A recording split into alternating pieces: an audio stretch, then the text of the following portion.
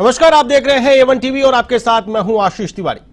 लोकतंत्र का महापर्व मतदान का दिवस आज प्रदेश की 7 सीटों पर उपचुनाव के तहत मतदान हो रहा है। प्रदेश की 7 सीटों पर कहीं पर जबरदस्त उत्साह देखा जा रहा है तो कहीं पर कम वोटिंग चिंता की लकीरें नेताओं के चेहरों पर दिखाई दे रही है। इसी पर चर्चा करेंगे। चर्चा करने के लिए मेरे साथ स्टूडियो में मौजूद हैं बीजेपी प्रवक्ता सुमित श्रीवाल जी, आपका बहुत बहुत स्वागत है। कांग्रेस प्रवक्ता राजेश कटारा जी, आपका भी बहुत बहुत स्वागत है। प्रदेश की 7 सीटों पर मतदान सुबह 7 बजे से लगातार जारी है। सबसे ज्यादा अगर बात करें तो रामगढ़ के मतदाताओं में उत्साह देखा जा रहा है। सुबह 9 बजे तक की अगर बात कर लें तो 15% से ज्यादा मतदाता घरों से बाहर निकल चुके थे और मतदान कर चुके थे। 11 बजे तक का डेटा आ रहा है। बात करें दौसा की तो दौसा में मतदान प्रतिशत को लेकर चिंता की लकीरें देखी जा रही हैं। 20% के आसपास मतदान सुबह 11 बजे तक दौसा में देखने को मिल रहा है। रामगढ़ में अधिक मतदान, दौसा में कम मतदान, आसपास की सीटें हैं दोनों। क्या कहेंगे राजेश कटारा जी? देखिए, मतदान अलग तरह की प्रक्रिया है, ग्रामीण इलाका है। कई बार ग्रामीण इलाकों में अभी कृषि का काम भी चल रहा है तो लोग कई खेतों में काम कर रहे हैं। धीरे धीरे मतदान भी बढ़ेगा। ये सारे लोग वोट देने जाएंगे और लोग समझते हैं अपने मतदान की ताकत। हमारी वो ताकत है कि हमारी ताकत से सरकारें बनती हैं, हमारी ताकत से काम होता है, हमारी ताकत से सरकारें चेंज होती हैं। तो मतदान तो ये अभी थोड़ा सा टाइम और बीतने तो 12 बजे बाद सभी जगह मतदान बढ़ेगा। जहाँ मतदान ज्यादा हो रहा है वहाँ कैंडिडेट ज्यादा है, थोड़ा जागरूक कैंडिडेट है तो कैंडिडेट अपने अपने वोटों को लेकर के आ रहे हैं। तो वहाँ कई जगह बढ़ा हुआ भी मतदान, ऐसा नहीं है। रामगढ़ का मतदान प्रतिशत सुबह अगर 9 बजे की भी बात करें तो 15% मतदान हो चुका था और दौसा की बात करें तो 11 बजे तक केवल 20% के आसपास मतदान हुआ है। तो कहीं ये ट्रेंड कोई इशारा तो नहीं कर रहा है? राजनीतिक पंडित कयास लगा लिया करते हैं कि मतदान प्रतिशत अधिक हुआ है तो इस पार्टी को, सत्ताधारी दल को फायदा है या विपक्ष को फायदा है। इस बात का कोई इशारा तो नहीं है? देखिए, अभी ऐसा कुछ नहीं है। 12 बजे बाद ही ये स्थिति देखने को मिलेगी जहां मतदान कहां बढ़ा हुआ है, कब कम हुआ है। लास्ट में मालूम चलता है जहां मतदान ज्यादा हुआ है वहां क्या स्थिति बनेगी और जहां कम हुआ है वहां क्या स्थिति बनेगी। तो अभी तो इस मतदान से मुझे नहीं लगता कि कोई किस तरह का कयास लगाया जा सकता है। ठीक है, सुमित जी क्या कहेंगे? बिल्कुल ये लोकतंत्र का उत्सव है, लोगों में खासा उत्सव है। महिलाएं जिस प्रकार से वोट देने जा रही है, लेकिन मैं समझता हूं दूसरी ओर अगर विपक्ष की बात करें तो लगातार इन 7 विधानसभा सीटों में से 3 विधानसभा सीटों में कांग्रेस के प्रत्याशी वो एक खीसियाई बिल्ली खंबा नोचे वाली स्थिति हो रही है कि राजकुमार रोत आरोप लगा रहे हैं। वहां एक सलूम्बर से रतन चौधरी वो आरोप लगा रही हैं। उस दूसरी ओर जिस प्रकार से हमने देखा कि नरेश मीणा जी बिल्कुल बहिष्कार कर रहे हैं वोट डालने का कार्यकर्ताओं के साथ में, तो ये सभी एंड मौके पर, बिल्कुल एंड समय पर इस प्रकार की हरकत या इस प्रकार की कार्रवाई करना, ये एक अनुशासनहीनता को दर्शाता है। या दूसरे पहलू की बात करें तो निश्चित रूप से ये दर्शाता है कि भारतीय जनता पार्टी निश्चित ही उनको लग रहा है, जैसा अभी आपने बोला कि राजनीतिक पंडित बिल्कुल आकलन कर लेते हैं, तो वहां पर उनको भी कहीं ना कहीं लग रहा है कि भारतीय जनता पार्टी के झोली में ये 7 सीटें जारी है। तो 3 विधानसभा सीटों में तो स्थितियां ऐसी बन गई कि जहां ये आरोप प्रत्यारोप कर रहे हैं। भारतीय जनता पार्टी किसी प्रकार का कोई किसी पे आरोप नहीं लगा रही है। लेकिन मैं दूसरी ओर ये भी कहना चाहूंगा कि सिर्फ जनता बिल्कुल वोट देगी, शाम तक परिणाम भी आएंगे, लेकिन पिछले परिणाम तो बाद में आएंगे। आज तो ईवीएम में भाग्य कैद हो जाएगा। बिल्कुल बिल्कुल, और 23 तारीख को परिणाम भी आएंगे। लेकिन पूर्व में 11 महीने में जो कार्य किए भजनलाल सरकार जी ने, तो भजनलाल जी ने निश्चित रूप से उसके परिणाम हमको देखने को मिलेंगे। अब वो राजस्थान के मूल मुद्दे, चाहे हम दौसा सीट की बात करें, रामगढ़ सीट की बात करें, तो ईआरसीपी को लेकर के अभी जैसा कि कांग्रेस ने 4.5 साल बाद बिल्कुल इन्होंने बिल्कुल स्थिति ऐसी फ्री की जुमलेबाजी जो की थी, हमने पहले साल में ही निश्चित रूप से जो ईआरसीपी के लिए लेकर के, चाहे बिजली में आत्मनिर्भर बनने को लेकर के जो हमने मैनिफेस्टो में कहा था, उसको लेकर के हम जो लगातार लगभग 45% घोषणाएं हम हमारी पूरी कर भी चुके हैं विद इन 1 ईयर। और आप देखिए कि 15 लाख करोड़ का जो एमओयू हुआ है उसमें 2.25 लाख रुपए बिजली उत्पादन के लिए है। सूर्य घर योजना को हम लगातार बढ़ा रहे हैं। तो एक फाइनली हम स्वयं जगाने का कार्य कर रहे हैं, स्वाभिमान जगाने का कार्य कर रहे हैं, जो कांग्रेस ने कभी सोचा भी नहीं जो कार्य भारतीय जनता पार्टी कर रही है वो कांग्रेस ने कभी विचार भी नहीं किया। इन सभी चीजों को देखते हुए और वोटर्स जो डालने जा रहे हैं उनका उत्साह भी देखने को मिल रहा है। हाँ, ये निश्चित है कि कहीं पर जैसा आपने बताया कि रामगढ़ में वोटर्स प्रतिशत ज्यादा है और दौसा में कम है, तो कहीं ना कहीं 19-20 स्थिति बन रही है। जैसा भी राजेश कटारिया जी कह रहे थे कि बिल्कुल 12-1 बजे तक हो सकता है कि बिल्कुल वहां समानता आ जाए, लेकिन परिणाम सुखद आएंगे भारतीय जनता पार्टी के लिए, क्योंकि पूर्व में किए गए कार्यों को लेकर के हम आश्वस्त हैं, हम विश्वस्त हैं। और कांग्रेस के पूर्व में जो 18 से 23 में कार्य किया था उसको लेकर के भी हम इसलिए आश्वस्त थे क्योंकि इन्होंने जब समय मिला राज्य की सेवा करने का, जनता की सेवा करने का, तो इन्होंने सेवा नहीं की, झूठी जुमलेबाजी करी, सीट के लिए लगातार ये लड़ते रहे, लगातार अलग अलग खेमे बनाते रहे। और अब आप देखिए कि राजस्थान में जनता बिल्कुल देख भी रही है कि जहां 2018 से 23 में सिर्फ इनके 2 ही पलड़े हुआ करते थे, सचिन पायलट गुट और अशोक गहलोत गुट, लेकिन आज तीसरा गुट फिर नजर आ रहा है इनका, और वो अपने आप में बिल्कुल हावी भी हो रहे हैं। और इन्हीं के गठबंधन के नेता, तीसरा गुट जो बनता जा रहा है इनका गोविंद सिंह डोटासरा जी का, इनके गठबंधन के नेता जो हैं हनुमान बेनीवाल जी ने इन पे आरोप भी लगाया है। अब लास्ट में राजकुमार रोत ने इनका सहयोग बिल्कुल छोड़ दिया है। तो ये तमाम बड़ी चीजें देखने को मिल रही है। तो ये निश्चित ही जनता के हित के लिए, और वर्तमान में हम पूर्ण बिल्कुल बहुमत के साथ में सरकार में हैं, तो जनता सब जानती है, परिणाम सुखद आएंगे, भारतीय जनता पार्टी के पक्ष में आएंगे। बिल्कुल। अभी रामगढ़ का लेटेस्ट डेटा भी आपको बता दें, 11 बजे तक मतदान का प्रतिशत आया, वो भी उसमें टॉप कर रहा है। रामगढ़ सबसे टॉप पर है। 7 विधानसभा सीटों की अगर बात करें तो रामगढ़ में 28.97, मतलब लगभग 29% मतदाता 11 बजे तक घर से बाहर निकलकर आ चुके हैं और वोट डाल चुके हैं। तो कहीं ना कहीं रामगढ़ का मतदान प्रतिशत कुछ इशारा कर रहा है, क्योंकि वहां का चुनावी मुद्दा, वहां के चुनावी जो पैतरेबाजी है वो अलग तरीके की है। 7 सीटों में से 6 सीटों पर अलग ट्रेंड में चुनाव जा रहा है, लेकिन रामगढ़ का चुनाव अलग दिशा में जा रहा है। तो यही मैं समझना चाह रहा हूं कि आपसे कि ये जो मतदान प्रतिशत है ये इशारा कर रहा है कुछ न कुछ। देखिए, बिल्कुल रामगढ़ की सीट पर अब कई जगह महिला वोटर्स ज्यादा हैं, कहीं पर युवा वोटर्स ज्यादा हैं, तो इस प्रकार से बिल्कुल रामगढ़, ये अच्छी बात है कि जनता में खासा उत्साह है। वैसे उत्साह मैं देख रहा हूं कि 7 सीटों पर देखने को मिल रहा है, लेकिन रामगढ़ सीट पर ये उत्साह है। और परिणाम की बात करें तो परिणाम तो 23 तारीख को ही मिलेंगे आशीष जी। और परिणाम मैंने बताया कि सिर्फ वोट प्रतिशत को देख करके या टाइमिंग में अभी कितना प्रतिशत ज्यादा हुआ, हाँ ये कुछ आकलन किया जा सकता है, लेकिन ये निश्चित ही भारतीय जनता पार्टी के पक्ष में आएगा, क्योंकि पूर्व में किए गए कार्य, जैसा मैंने आपको कहा कि पूर्व में किए गए कार्यों को लेकर के ही परिणाम आएंगे। और कांग्रेस की सीट थी, कांग्रेस के नेता थे, उनके इंतकाल के बाद में उनके पुत्र चुनावी मैदान में हैं, और वहां पर आपके भी पिछले जो प्रत्याशी थे उन्हें बदल दिया गया है, जो बागी थे उन्हें टिकट देकर के मैदान में उतारा गया है। तो ये क्या बागी को मैदान में उतारने का उत्साह माना जाए, या फिर एक जो लहर है, सिंपैथी की लहर है कि वापस उनकी जो विरासत है उनके बेटे को देने की ओर ये इशारा है? राजेश जी देखिए, जनता क्या सोचती है, जनता काम पर भरोसा करती है। अभी आपने क्वेश्चन तो कोई पूछा, हमारे साथी सुमित जी कहां से कहां ले गई बात। ठीक है, आप दे दीजिए, आप दे दीजिए। देखिए, मैं बता रहा हूं आपको, अब आप सुनिए आशीष जी, अब आप सुनिए बात, बिल्कुल बताइए, इनकी बात भी सुनिए। ये जनता ने ये भी देखा है कि विधानसभा कितने दिन पहले इन्होंने स्थगित कर दी। ये डर के मारे से गोविंद सिंह डोटासरा जी का नाम ले रहे हैं, उस गोविंद सिंह डोटासरा जी के नाम से पूरी बीजेपी कांपती है।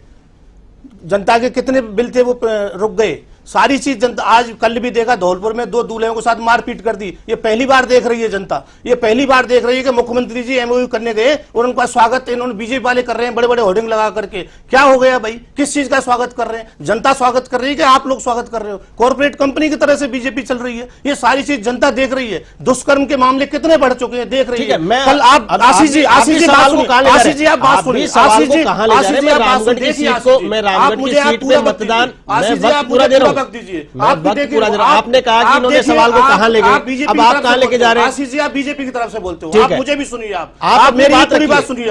आप जब उनकी बात सुनते हो आप मेरी भी पूरी बात, पूरा समय दे रहा हूं आपको, मैं पूरा समय देता हूं, मैं भी उतना ही वक्त दीजिए। बिल्कुल पूरा, मैं आपका समय नहीं रोक रहा हूं, मैं आपको सिर्फ ये कह रहा हूं, मैं समय नहीं काट रहा हूं आपका। इससे पहले खीवसर में आप देखिए इनके प्रत्याशी हमला हुआ, इन्होंने भी सिंपैथी ली। भाई किसी पे कोई हादसा होगा तो कहेगा ही कोई आदमी, उसमें क्या सिंपैथी होगी उसके अंदर, बताइए।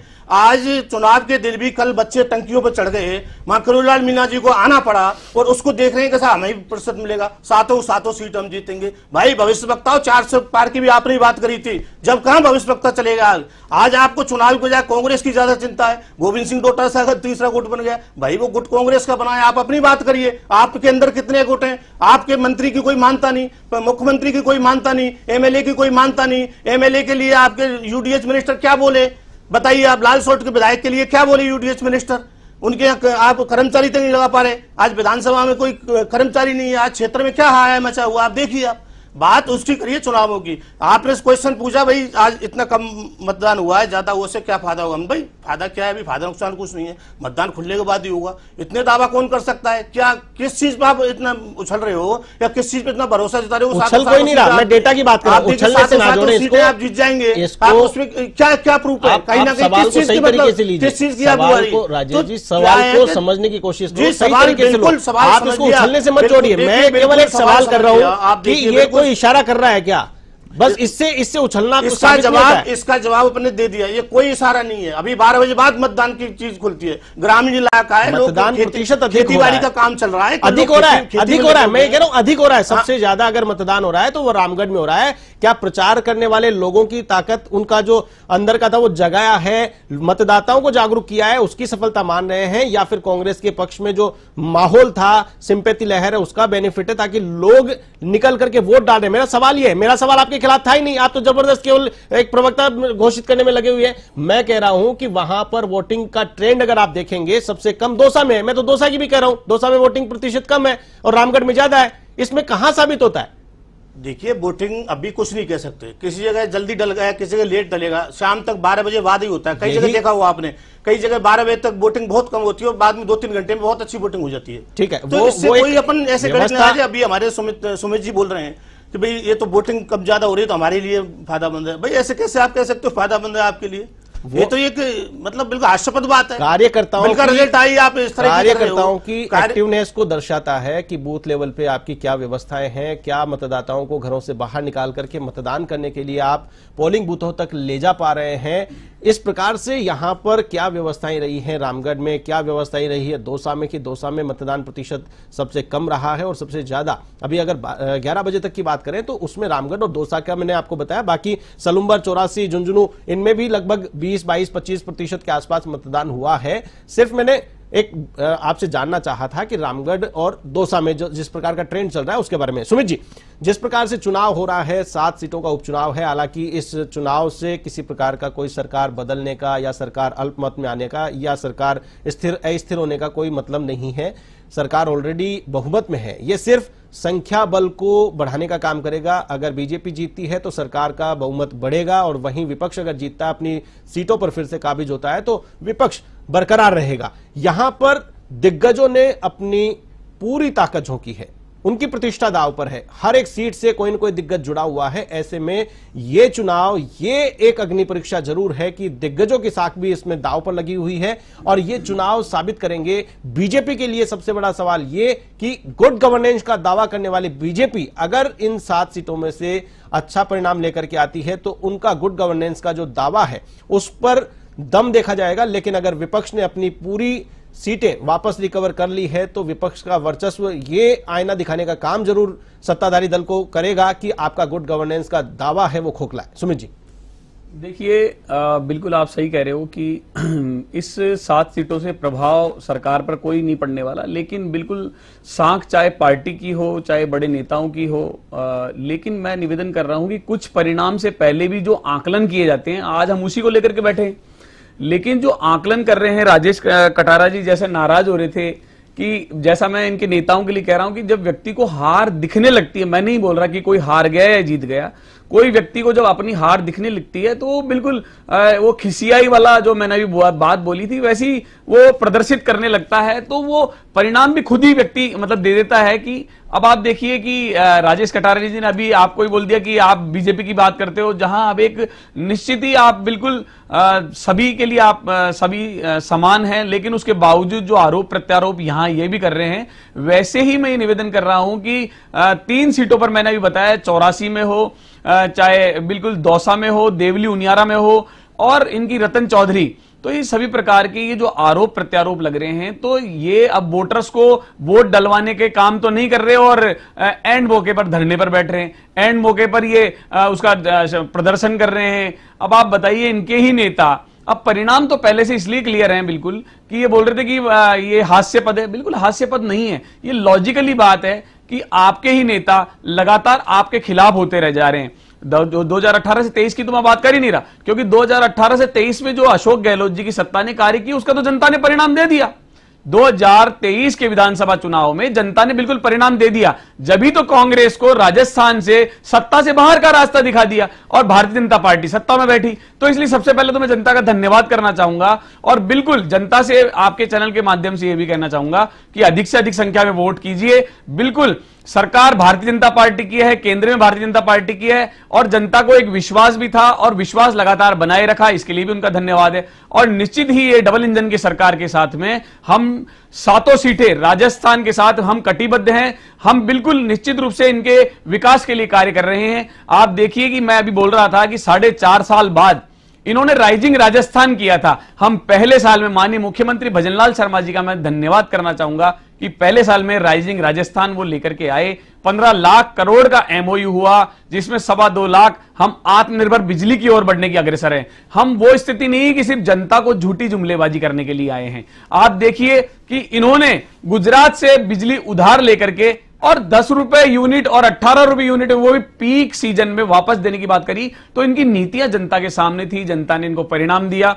लेकिन आज जो नेता इनके एंड मौके पर, आज वोटिंग का दिन है, वो उस वोटर्स को बिल्कुल लाने में कामयाब नहीं हो पा रहे। उनको लग रहा है कि परिणाम क्या भारतीय जनता पार्टी के पक्ष में आ रहे हैं, तो वे बिल्कुल एक उनका दिमाग खराब सा हो गया है और ये परिणाम यहां पर, इसके परिणाम यहां पे भी देखने को मिल रहे हैं। आप देखिए कि किस प्रकार से इनके नेताओं के पूर्व के बयान भी, जो अभी चुनाव प्रचार हुआ उसके अंदर ये कह रहे हैं तीसरा गुट। निश्चित रूप से ये मेरे कहे हुए शब्द नहीं है, भारतीय जनता पार्टी किसी नेता के कहे हुए शब्द नहीं है, ये बिल्कुल इनके इंडी गठबंधन, झूठे गठबंधन के नेता हनुमान बेनीवाल के कहे हुए शब्द हैं। ये भूल क्यों जाते हैं इतनी जल्दी? आप देखिए, हमारे माननीय प्रधानमंत्री नरेंद्र मोदी जी ने बिल्कुल जो विश्व पटल पर देश के नाम को रोशन करने में लगे हुए हैं, लेकिन उन्होंने भी कहा कि कांग्रेस सिर्फ सत्ता को एटीएम समझती है, जो एटीएम अब इनसे छिन चुका है। तो ये खिसिया टाइप से हो गए हैं, चाहे वो केंद्र की बात करें, ये दूसरे राज्यों में जाकर के दूसरे राज्यों को बाहरी राज्य बताते हैं। तो इन सभी परिणामों को, आशीष जी बिल्कुल मैं उसी पे आ रहा हूं कि राजस्थान की जनता आश्वस्त है, विश्वस्त है, भारतीय जनता पार्टी विश्वस्त है, आश्वस्त है, क्योंकि हमारे संगठन में निष्ठावान कार्यकर्ताओं की कमी नहीं है, हमारे पास बिल्कुल बड़े नेताओं की कमी नहीं है। और इसका परिणाम आपने देखा भी कि यहां हमारे किसी प्रकार की कोई बगावत नहीं हुई, सभी नेता माने और संगठित रूप से हम चुनाव लड़ रहे हैं। इसके परिणाम सकारात्मक निश्चित रूप से भारतीय जनता पार्टी के पक्ष में आएंगे। बीजेपी पर आरोप लगातार लग रहा है, मशीनरी का, सरकारी मशीनरी का दुरुपयोग करने का आरोप है। तो वहीं खबर आ रही है खींवसर से, कांग्रेस प्रत्याशी रतन चौधरी ने भाजपा कार्यकर्ताओं पर उन्हें गाड़ी से कुचलने का आरोप लगाया है। ये एक बड़ा आरोप इसे कहा जा सकता है बीजेपी कार्यकर्ताओं के ऊपर। क्या खींवसर में कांग्रेस आपके साथ में चुनावी मैदान में है? कांग्रेस प्रत्याशी पर गाड़ी चलाने का आरोप यहां पर सामने आया है, बीजेपी पर आरोप लग रहा है। देखिए कि बूथ पर नेता सभी लोग मौजूद हैं, जैसा मैंने भी अभी देखा कि कोई गाड़ी लेकर के आ रहा है, लेकिन झूठा आरोप प्रत्यारोप करने की कांग्रेस की शुरू से आदत पड़ रही है। आप देखिए, जब जब भारतीय जनता पार्टी के पक्ष में वोट डले या जिस दिन परिणाम आता है उस दिन भी इन्होंने डायरेक्ट तुरंत प्रभाव से, जब हार का चेहरा देखने लगे या पूर्व में इन्होंने अनुमान लगा लिया कि कांग्रेस हार रही है, तो ये तुरंत प्रभाव से ईवीएम पर आरोप लगा देते हैं। लेकिन आज ईवीएम पर आरोप तो लगाए नहीं जा सकते, क्योंकि अभी तो वोट मतदान चल रहा है। तो इनके नेताओं ने नई चीज पकड़ ली कि साहब अब ये दूसरी तरीके से बहिष्कार कर दो। तो हार जब कांग्रेस की होगी तो हमको जवाब देने के लिए हमारे पास जवाब होगा। जैसा कि मैंने बिल्कुल आपने बताया रतन चौधरी जी की हार, उनको लग रहा है कि इनकी हार निश्चित ही है, तो बोले कि ये तो इन्होंने तो इस तरीके से आरोप प्रत्यारोप कर दी कि बिल्कुल जान लेने के लिए बैठे हैं। लेकिन खींवसर की अगर बात करें, आरएलपी का गढ़ माना जाता है खींवसर, और खींवसर में हनुमान बेनीवाल जो कि अभी प्रत्याशी उनके पति हैं और आरएलपी के सुप्रीमो हैं, सांसद बन चुके हैं, वर्चस्व है उनका इलाके में।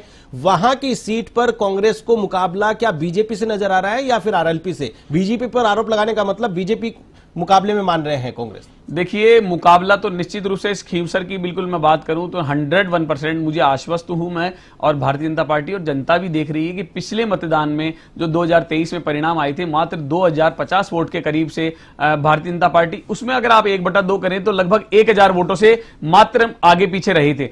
आज वो परिणाम निश्चित ही, क्योंकि हनुमान बेनीवाल जी का जो इंडी गठबंधन था वो गठबंधन टूट गया है, इनके नेता कांग्रेस के खिलाफ बोल रहे हैं। तो देखिए कि सिर्फ व्यक्ति विशेष राजनीति जो व्यक्ति करता है, सिर्फ व्यक्ति राजनेता के कहने से काम नहीं चलता, क्योंकि जनता तो भाई सीधी जरूर है लेकिन मूर्ख थोड़ी है। उनको लगा कि इनका काम निकलना था तो उधर गठबंधन कर लिया, अब गठबंधन इन्होंने तोड़ दिया, और गठबंधन का आरोप भी आप देखिए गोविंद सिंह डोटासरा जी पर लगाया। तो ये सभी चीजें, तमाम चीजें जब जनता ने देखी तो हमारा भी एनालिसिस वहां पर, हमने भी समीकरण देखा, वहां पे हमारा भी सर्वे हुआ है, तो निश्चित ही ये 2000 वोटों का जो अंतर था, जो 1/2 करते हैं तो 1000 ठीक है, वो पुराने चुनाव की बात होगी। मैं वर्तमान चुनाव की बात कर रहा हूं। टक्कर बीजेपी से नुकसान है कांग्रेस को, टक्कर में बीजेपी को मान रही है या आरएलपी को मान रही है कांग्रेस? देखिए, टक्कर में कांग्रेस तो मेरे हिसाब से कहीं है ही नहीं, क्योंकि इन दोनों का गठबंधन जब टूटा है तो निश्चित ही भारतीय जनता पार्टी पक्ष में बिल्कुल सत्ता में आ रही है। टक्कर किससे मान रही है कांग्रेस?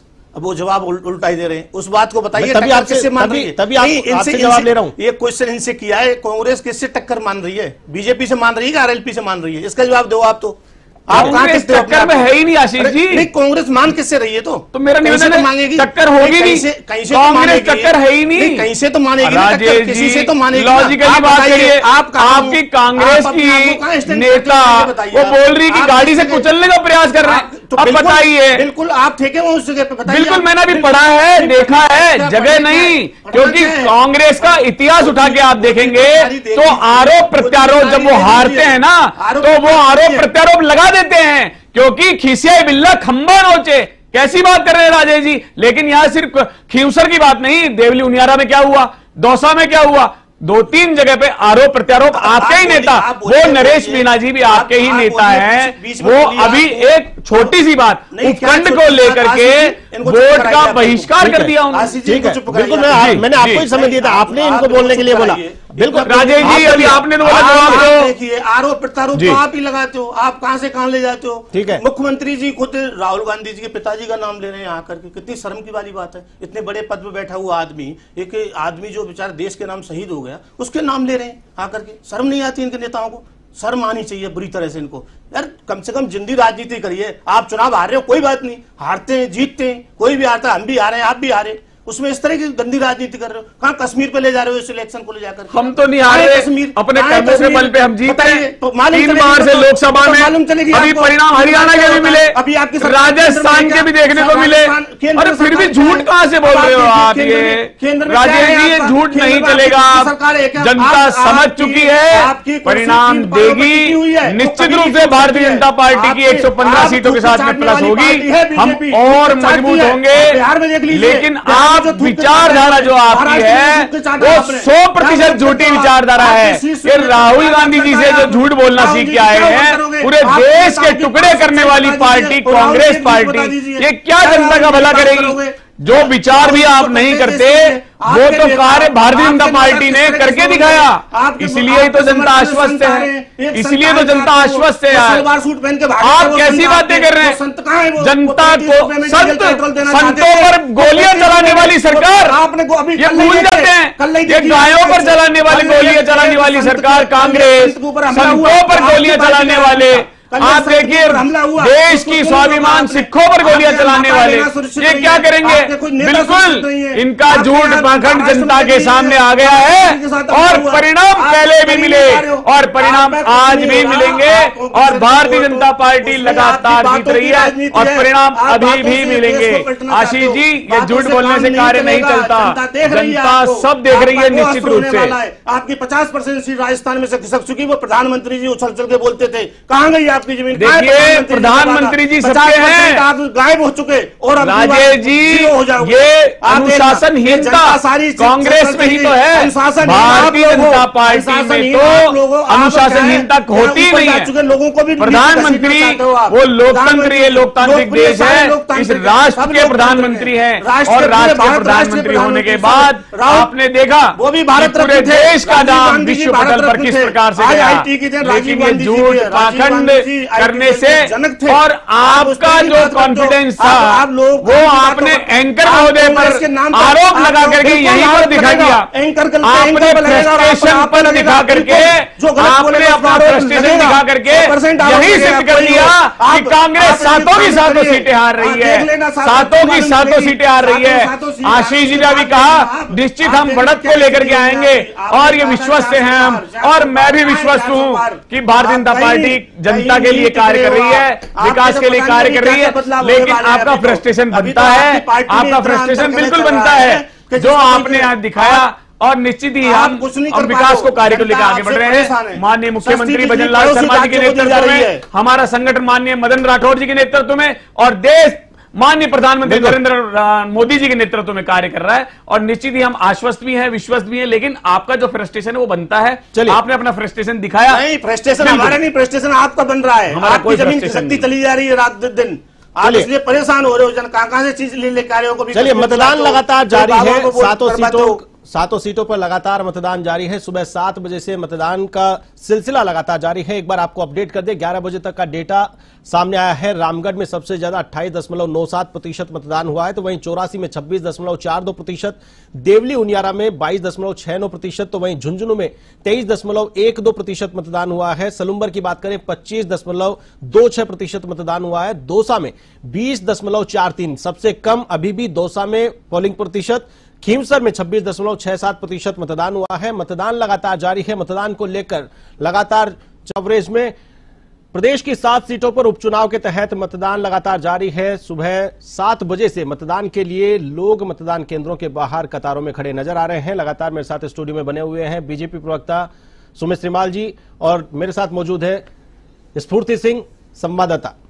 स्फूर्ति, लगातार 7 सीटों पर वोटिंग हो रही है। सुरक्षा व्यवस्था चाक चौबंद की गई है। सुरक्षा व्यवस्था के लिहाज से पुलिस ने पहले ही रिहर्सल कर ली थी। निर्वाचन आयोग लगातार पुख्ता व्यवस्था की। अभी तक फिलहाल छिटपुट घटनाओं को छोड़ करके किसी प्रकार की कोई बड़ी घटना सामने नहीं आई है। शांतिपूर्ण तरीके से मतदान चल रहा है और लगभग प्रदेश भर में 11 बजे तक 25% से ज्यादा मतदान हो चुका है। हालांकि रामगढ़ में सबसे ज्यादा हुआ है, और अभी दौसा की बात करें तो सबसे बॉटम में है। 7 सीटों में सबसे नीचे अगर इस तालिका में देखा जाए तो सबसे कम दौसा में मतदान हुआ है। स्फूर्ति जी आशीष, मतदान केंद्रों पे जिस तरीके से कतारें लगी हुई है और बहुत ही जोश के साथ लोग पहुंच रहे हैं। अलग अलग जो तस्वीरें जो है हम कह सकते हैं कि सामने आ रही है, जहां पर मतदान करने लोग पहुंच रहे हैं। कहीं पे अभी मैंने देखा कि एक मतदान केंद्र पे नाव में बैठकर भी मतदान केंद्र के लिए पहुंचे हैं। आदिवासी इलाके की तस्वीर, आदिवासी इलाके की तस्वीर जो सामने आई उसको लेकर, और उसके अलावा भी जो महिलाएं हैं काफी बढ़ चढ़कर मतदान केंद्र पे पहुंच रही है। नाचते गाते हुए भी हमने देखी तस्वीर जहां पे मतदान केंद्र पे महिलाएं पहुंची। तो ऐसी जो तस्वीरें सामने आई हैं तो काफी जोश उपचुनाव में देखने को मिल रहा है। आशीष, कांग्रेस ने क्या तैयारी की है? कांग्रेस की आप लगातार रिपोर्टिंग करती हैं। कांग्रेस ने चुनाव को लेकर के क्या कंट्रोल रूम बनाया, क्या व्यवस्थाएं कांग्रेस की तरफ से की गई है? जी बिल्कुल, कांग्रेस कंट्रोल रूम पूरी तरीके से नजर बनाया हुआ था, और कंट्रोल रूम पूरी तरीके से चुनावी जो सभाएं हुई है उसको लेकर पूरा अलर्ट मोड पे था। पूरी रिपोर्ट जहां पीसीसी कार्यालय पे पहुंचाई जा रही थी वहां से पूरा कंट्रोल रूम कार्य कर रहा था। मतदान को लेकर भी अभी मॉनिटरिंग की जा रही है? जी, शिकायतें मिलने पर एक्शन लेने की? जी बिल्कुल, अलर्ट मोड पे ही है, क्योंकि पिछले चुनावों में जिस तरीके से शिकायतें रही है कांग्रेस को, तो उसको देखते हुए भी कांग्रेस काफी अलर्ट है, और उसको देखते हुए मतदान केंद्रों पे पूरा नजर अपनी बनाए हुए है। बिल्कुल सुमित जी, जिस प्रकार से कांग्रेस ने कंट्रोल रूम बनाया है और लगातार मॉनिटरिंग की जा रही है, और जिस प्रकार की खबरें सामने आई है, खींवसर सीट से अगर बात करें तो कांग्रेस प्रत्याशी रतन देवी चौधरी ने सीधा आरोप बीजेपी के ऊपर लगाया है। साथ ही साथ अगर बात करें, राजकुमार रोत बीएपी के सांसद बन चुके हैं, उन्होंने अपनी सीट छोड़ी तब जाकर के वहां उपचुनाव हो रहा है। वहां भी बीजेपी पर मतदाताओं को लुभाने का आरोप लगाया गया। इस प्रकार के आरोप सामने आ रहे हैं। देवली उनियारा की बात करें तो वहां एक मांग को लेकर के निर्दलीय प्रत्याशी धरने पर बैठ गए हैं, उपखंड की मांग को लेकर के। तो ये जो जितने भी जो खबरें आ रही है उनको लेकर के किस प्रकार की मॉनिटरिंग बीजेपी की ओर से की जा रही है? देखिए कि बिल्कुल जो वर्तमान परिस्थिति है, कांग्रेस के नेता और बिल्कुल बीएपी के नेता जो धरने पर बैठ रहे हैं, एक अनुशासनहीनता की बात करें या फिर बिल्कुल एक लॉजिक की बात करें तो ये अभी एंड मौके पर आकर के नरेश मीणा जी जैसे उपखंड को लेकर के धरने पर बैठ गए। तो ये चीजें, अब वो खुद प्रत्याशी है वहां से, और कांग्रेस के बागी रहे हैं और उसके बाद कांग्रेस ने उनको निष्कासित भी कर दिया। तो ये सब चीजें मेरे को लग रहा है उनको परिणाम देखने को ये मिल रहा है कि लगातार की वो हार रहे हैं। आप देखिए कि किस प्रकार से वो अपनी हार पहले ही स्वीकार कर चुकी है कांग्रेस, चाहे यहाँ 84 की बात करें या रतन चौधरी की बात करें, तो ये लोग पूर्व में इनकी पार्टी ने इस प्रकार के कोई कार्य किए नहीं कि राष्ट्र हित के लिए, जनता के हित के लिए। तो अब ये लोग सिर्फ इनके पास कोई मुद्दा नहीं है तो ये देख रहे हैं कि हार का ठीकरा फोड़ने वाली जो बात होती है, तो जब परिणाम आएंगे तो ये पहले से ही खुद को आश्वस्त करने में लगे कि हार का ठीकरा इन चीजों पर फोड़ दिया जाए। बीजेपी इतनी कॉन्फिडेंट क्यों है, जबकि 6 सीटें, 7 में से 6 सीटें विपक्षी दलों के पास में थी, 4 सीटों पर कांग्रेस काबिज थी, तो वहीं 2 सीटें अन्य सहयोगी जो दल थे या यूं कहें कि विपक्षी दल थे उनके पास में थी। 7 सीटों पर चुनाव हो रहा है, मात्र 1 सीट सलुम्बर आपके पास थी बीजेपी के पास में, और बाकी 6 सीटों पर विपक्षी काबिज थे। वहां के नेता सांसद बन चुके हैं, वर्चस्व उनका बढ़ चुका है, और ऐसे में उनके गढ़ को भेदना ये बड़ी चुनौती नहीं है बीजेपी के लिए? देखिए, चुनौती तो बिल्कुल विकास के कार्यों को लेकर के होती है, जो कि हमने किया है विकास बिल्कुल राजस्थान में भी और संपूर्ण राष्ट्र में भी। और चुनौती की जो आप बात कर रहे हो कि कांग्रेस ने जिस तरीके से लोकसभा चुनाव में हो चाहे यहां पर हो, पूर्व में किए गए जो इनके कार्य थे, जो झूठ वाला जो इनका झूठी जुमलेबाजियां थी, फ्री की जुमलेबाजी थी, और जिस प्रकार से झूठ फैलाने का कार्य इनके बड़े नेता आला कमान जिनको ये कहते हैं गांधी परिवार, तो शाही परिवार से लगातार चल रहा था, और कांग्रेस के छोटे नेताओं तक ये झूठ पाखंड बिल्कुल इनके मतलब कहते हैं ना रग रग में बस चुका था। लेकिन उसके ऊपर तो कांग्रेस के अध्यक्ष मल्लिकार्जुन खड़गे ने भी अपनी टिप्पणी की थी। उन्होंने कहा था कि सोच समझ के वादे किए जाएं, जो वादे निभाए जा सकते हैं वही जनता से किए जाएं। इस बात को लेकर के तो जो आप आरोप लगा रहे हैं, तो अभी वर्तमान में जो अध्यक्ष है उन्होंने तो इस बात को लेकर के अपनी प्रतिक्रिया भी दी है। प्रतिक्रिया देने में वो काफी लेट हो गए थे। आप देखिए, पहले उन्होंने भी राहुल गांधी जी के चलते, इनके बड़े नेताओं के चलते बिल्कुल मल्लिकार्जुन खड़गे जी बिल्कुल लगातार झूठ बोल रहे थे, और जनता ने उनको परिणाम भी दिया। आप देखिए, लोकसभा में जो 99 सीटों के फेर में वो रह गए, पिछली बार वो भी नहीं मिल पाई थी, 41-42 सीटों पर रह गए थे, तो वो देख रहे थे कि किस दृष्टिकोण से, किस समीकरण से वो कांग्रेस सत्ता में आ सके, लेकिन वो सत्ता में आ नहीं सकी। लेकिन कुछ जनता को वो बिल्कुल भोली भाली जनता को उन्होंने बरगलाने का प्रयास किया। तो जनता निश्चित ही भोली जरूर है, अच्छा एक बार मौका देने का प्रयास करती है, लेकिन जब व्यक्ति परिणाम देता है तो उसके बाद जनता सजग हो जाती है, सतर्क हो जाती है, और जनता अब सतर्क हो चुकी है। आप कह रहे हैं कि उनके गढ़ को कैसे भेद पाएंगे, तो गढ़ को भेदने के लिए हमको विकास का कार्य करना होगा, जो कि हम पिछले 11 महीने में माननीय मुख्यमंत्री भजनलाल शर्मा जी के नेतृत्व में कर चुके हैं, और इसी विकास को लेकर हम आगे बढ़ रहे हैं। और इसके परिणाम बिल्कुल 23 तारीख को आएंगे, लेकिन जो आज जनता वोट डालने जा रही है, जैसा कि बिल्कुल महोदया ने बताया कि बिल्कुल वोट डालने नाव से भी जा रहे हैं, लोगों में कितना उत्साह है और कहां बिल्कुल नाचते गाते जा रहे हैं कि सभी प्रकार से राजस्थान में जो युवाओं में जोश है, महिलाओं में जोश है, तो ये वर्तमान सरकार के प्रति जोश देखा जा सकता है। और दूसरी ओर अगर हम बात करें विपरीत विपक्ष की, तो इनके 3 सीटों पर जो नेता लगातार, चाहे वो धरने पर बैठे हों, चाहे झूठे आरोप प्रत्यारोप लगा रहे हो, तो ये सभी चीजें इनको परिणाम दर्शाती है और इनकी हार को दिखाती है। तो निश्चित ही हम राजस्थान की 7 की 7 सीटें जीतेंगे, भारतीय जनता पार्टी के पक्ष में आएगी ये। बिल्कुल देखना दिलचस्प होगा कि 7 की 7 सीटों पर जो दावा किया जा रहा है बीजेपी की ओर से, क्या बीजेपी ये 7 की 7 सीटें अपनी झोली में ले पाती है या फिर विपक्ष अपने वर्चस्व को बरकरार रखता है। फिलहाल के लिए बस इतना ही, मुझे दीजिए इजाजत, नमस्कार।